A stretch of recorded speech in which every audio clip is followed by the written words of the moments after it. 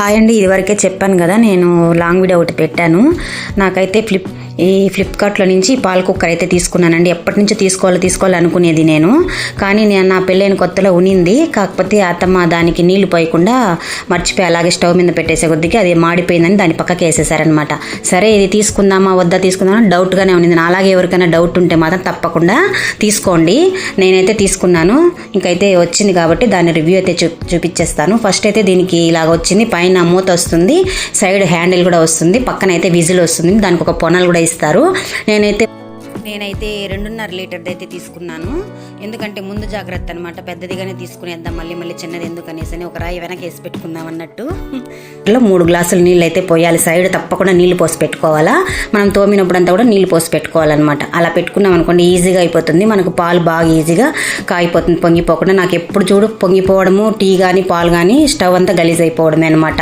ఈ విధంగా ఉండేది. సరే ఇది అయితే తీసుకున్నాను. ఒకసారి అయితే టెస్ట్ చేసి చూపిస్తున్నాను చూడండి. ఫస్ట్ అయితే సైడ్ నీళ్ళు పోసేసి పాలు అయితే పోసి పెట్టానమాట. ఒకరోజు చాలా బాగా కాగింది. అంతసేపు ఉడకలేదని చూశాను కానీ కాకపోతే లోపలే బాగా కాగుతుంది పాలైతే.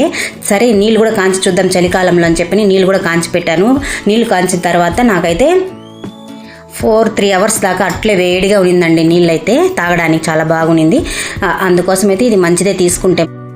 దీనివల్ల అయితే నాకు పని కూడా సులువైందనమాట. నేను 1/2 లీటరే కాంచేది, 1/4 లీటర్ కూడా కాంచుకోవచ్చు. మనమైతే సైడ్ నీళ్లు మాత్రం తప్పకుండా 3 గ్లాసులు నీళ్లు పోసుకోవాలి. మనకి ఎన్ని పనులున్నా విజిల్ అయితే వేసి పిలుస్తుందనమాట. అందుకోసం అయితే నాకు చాలా ఈజీ అనిపించింది. ఎవరైనా కూడా తీసుకోవాలనుకుంటే తప్పకుండా తీసుకోవచ్చు. నేను బయట షాపుల్లో అడిగితే మాత్రం రేట్ ఎక్కువే చెప్పారు. నాకెందుకో ఇక్కడ తక్కువ అనిపించింది, తీసుకున్నాను. నచ్చితే లైక్, షేర్, సబ్స్క్రైబ్ చేసుకోండి.